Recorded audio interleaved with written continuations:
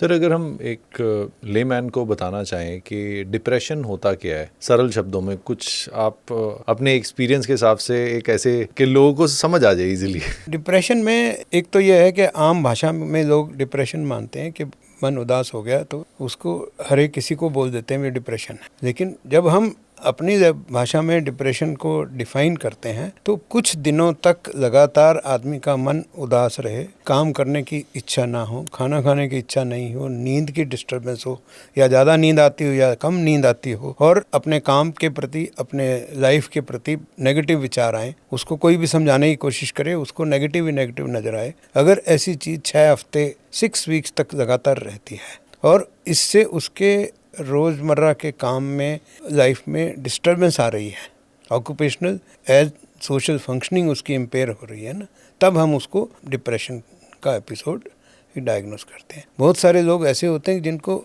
Mind form होती है, sadness है, मूड ख़राब हो गया है, कुछ ऐसा इंसिडेंस हुआ है जिसकी वजह से ऐसा हो जाता है।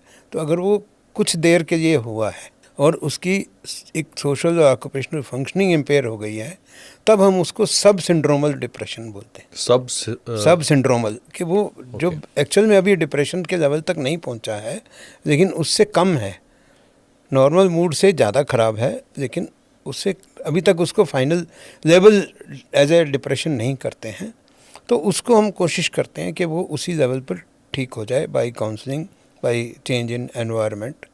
अगर नहीं होता है तो फिर उसको मेडिसिन देने की ज़रूरत पड़ती है, उसको ट्रीटमेंट की ज़रूरत पड़ती है। एक सर और जो बहुत कॉमन बीमारी जिसकी बात करते हैं वो होती है घबराहट हो रही है, तो जिसको अब शब्द होता है एंग्जाइटी का जो दिया जाता है, तो एंटी एंग्जाइटी के वैसे ही दवाइयाँ भी दी जाती हैं।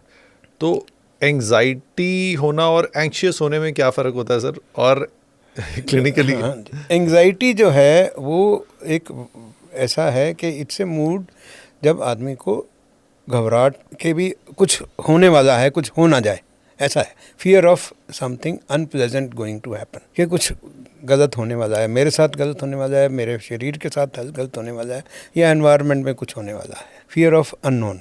तो जो पैनिक अटैक होता है वो उसी का रिजल्ट होता है। सीवियर एंग्जाइटी उसको पैनिक बोलते हैं, जब आदमी को लगता है अभी कुछ करना चाहिए, कि उसको इतनी एंग्जाइटी हुई है कि या तो मेरे को हार्ट अटैक हो जाएगा, या सांस मेरा रुक जाएगा, या मेरे को ब्रेन हेमरेज हो जाएगा।